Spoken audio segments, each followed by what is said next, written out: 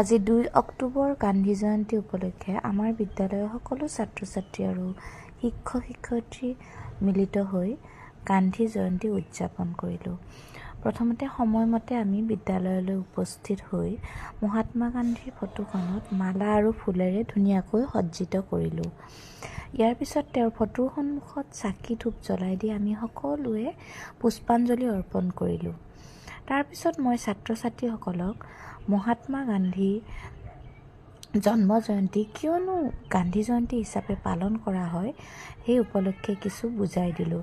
গান্ধী জয়ন্তীৰ তাৎপৰ্যটো বুজাটো তেওঁলোকৰ বাবে অত্যাৱশ্যকীয়, কিয়নো যিজন দেশপ্ৰেমিকৰ অহোপুৰুষাৰ্থ দেহে কেহে খাটাৰ বাবে আমাৰ দেশখন স্বাধীন হৈছিল, আমি এই স্বাধীন ভাৰতত মুক্তভাৱে বিচৰণ কৰি ফুৰিব পাৰিছোঁ, সেই ব্যক্তিজনৰ বিষয়ে জনাটো সিহঁতে অত্যন্ত আৱশ্যকীয়।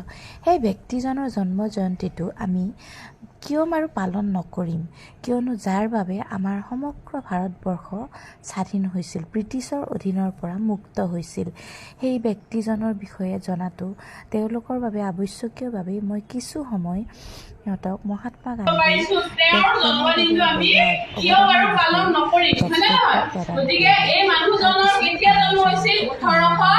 1869 চনৰ